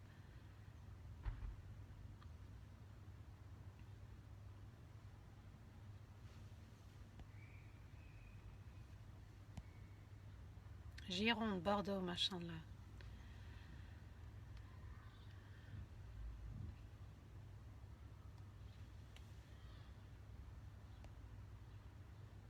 Une femme peut-elle prier à voix haute? Oui.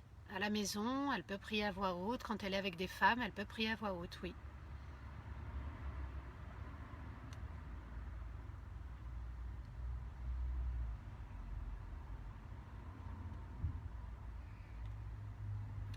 une sœur qui n'a jamais rattrapé ses jours depuis X temps, et bien qu'elle fasse un grand pardon, un grand repentir, elle demande vraiment pardon à Allah, elle regrette amèrement ce qu'elle a fait pour se purifier de ses manquements. Alors, comment faire face à une injustice verbale ou par les actes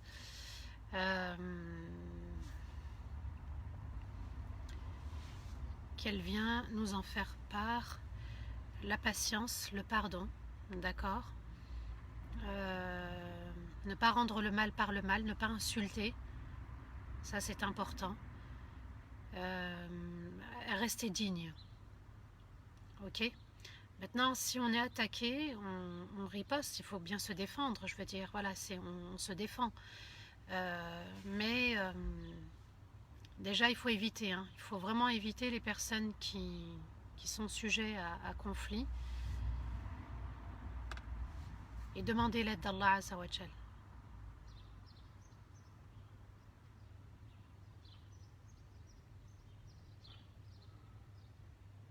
Alors mon fils est incontinent et il est handicapé moteur. Comment faire pour les ablutions? Tayammum, avec une pierre.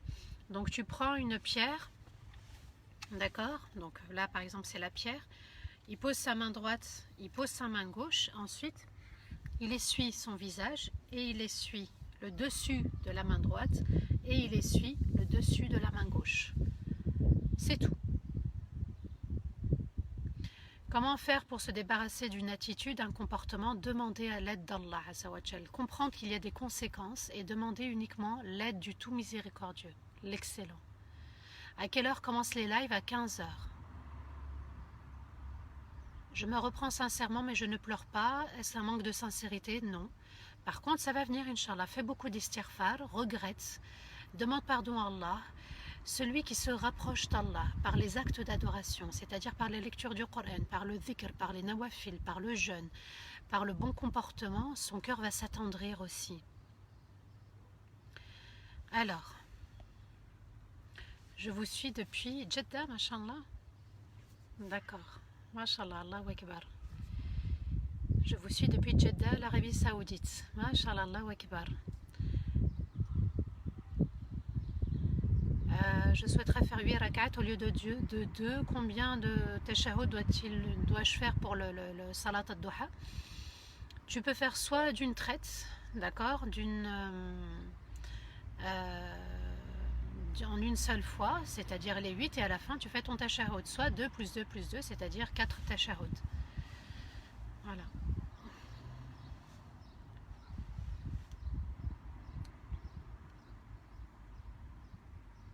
La Mayotte, Allahu Akbar. Doit-on lire le Coran voilé? Alors, on n'est pas en train de parler d'obligation, mais c'est conseillé, c'est vivement conseillé pour ressentir le khushu'. C'est pas une obligation, c'est pas une condition pour le lire. Amin, amin, amin, amin, amin. Barakallahu fik, Jalal. Amin, amin. Les sons aussi, mashallah.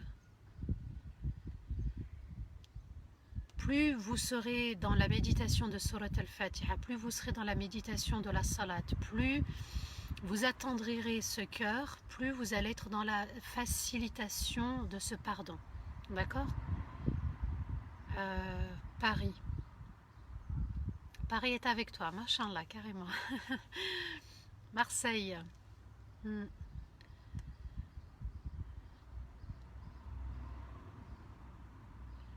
Alors, on dit, est-ce que vous avez des noms de savants à conseiller? Je ne vais pas rentrer dans ce sujet. Je préfère dire que celui qui vous parle des versets d'Allah, celui qui vous apporte les hadiths du prophète alayhi salatu wassalam, de source, voilà, avec la source, des hadiths authentiques, des hadiths même si au niveau de la spiritualité parfois ils ne sont pas authentiques, c'est suffisant en fait. On ne peut pas cataloguer des gens. Moi je ne suis pas pour. Moi tous mes frères et mes sœurs, c'est mes frères et mes sœurs.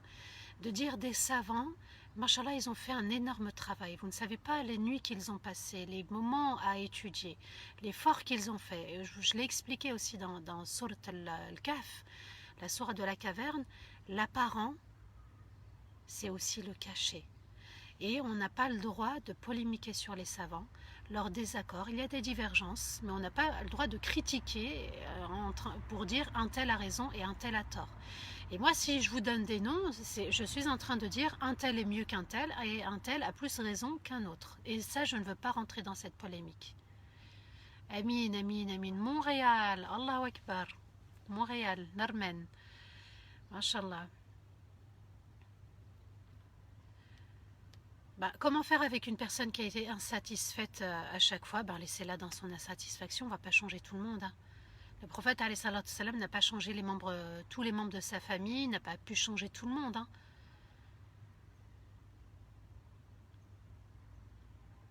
Je suis de Montréal. Kaltoum, machallah, une autre de Montréal. Restez dans le juste milieu. D'accord, ne pas être dans l'excès, qu'Allah vous récompense pour vos jolis commentaires. Ne pas être dans l'excès, être juste. Qu'est-ce qui plaît à Allah? Qu'est-ce qui fait partie de la sunna du prophète, alayhi salatu wassalam, pour pouvoir rester dans le juste milieu. Ça tenait quand, machallah. Je connais.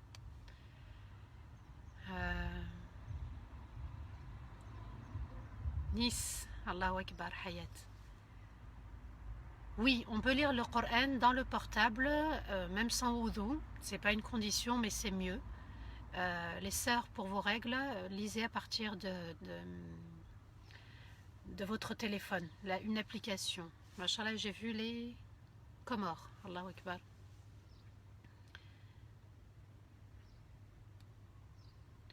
Vous avez le Coran dans les applications, vous pouvez lire le Coran en langue arabe à travers les applications, même en langue anglaise, je crois.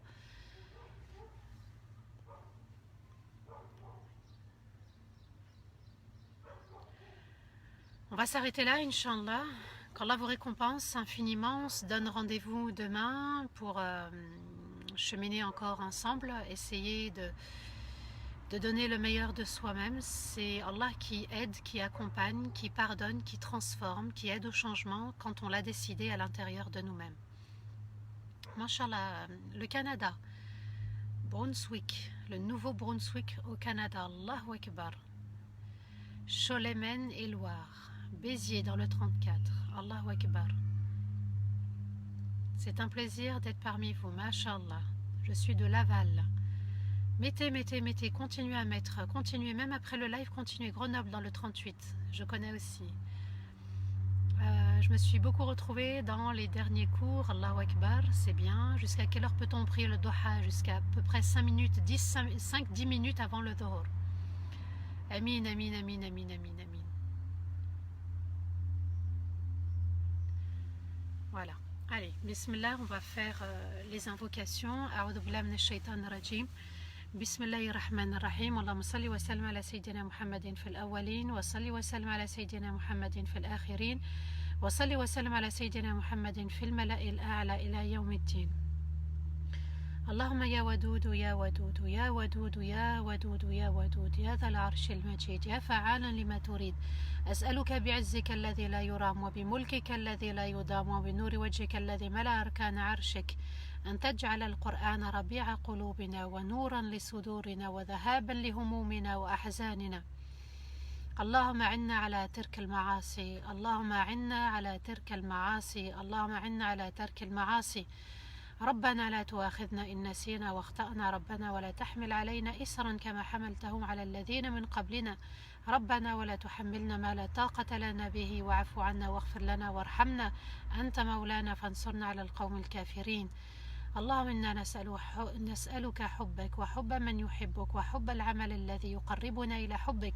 اللهم إنا نسألك حبك وحب من يحبك وحب العمل الذي يقربنا إلى حبك اللهم إنا يا مقلب القلوب ثبت قلوبنا على دينك وطاعتك وإيمانك اللهم يا مقلب القلوب ثبت قلوبنا على دينك وطاعتك وإيمانك اللهم يا مقلب القلوب ثبت قلوبنا على دينك وطاعتك وإيمانك ربنا إنا نسألك قلوبا خاشعة وعيونا دامعة ودعاء مستجابة اللهم تقبل منا صيامنا وصلواتنا ودعاءنا اللهم تقبل منا توبتنا، اللهم زدنا ولا تنقصنا، وأعتنا ولا تحرمنا. اللهم يا ذا الجلال والإكرام، يا حي يا قيوم، برحمتك نستغيث، برحمتك نستغيث، برحمتك نستغيث. اللهم أنت الشافي لا شفاء إلا شفاءك، اشف جميع المرضى من المسلمين والمؤمنين. اللهم يا شافي اشف جميع المرضى من المسلمين والمؤمنين. اللهم أنت الشافي لا شفاء إلا شفاءك، اشف جميع المرضى من المسلمين والمؤمنين. اللهم اصلح شباب هذه الأمة، اللهم اصلح شباب هذه الأمة، اللهم اصلح شباب هذه الأمة. اللهم ارحم والدينا ووالدي والدينا وجميع المسلمين والمؤمنين الأحياء منهم والميتين. اللهم ارحم إخواننا وأخواتنا المظلومين في كل مكان، اللهم ارحم إخواننا وأخواتنا المظلومين في كل مكان، اللهم ارحم إخواننا وأخواتنا المظلومين في كل مكان. اللهم اصلح هذه الأمة، اللهم اصلح هذه الأمة، اللهم اصلح هذه الأمة، وترحم برحماتك وبركاتك على هذه الأمة. آمين اللهم آمين. اللهم صل وسلم على سيدنا محمد وعلى آله وصحبه وسلم. سبحان ربك رب العزة عما يصفون، وسلام على المرسلين، والحمد لله رب العالمين. Amin, Allahumma amin. Qu'Allah vous récompense infiniment pour votre fidélité. À demain, bi'idhnillah, à 15h, Inch'Allah. Wassalamu alaikum wa rahmatullahi ta'ala wa barakatuh.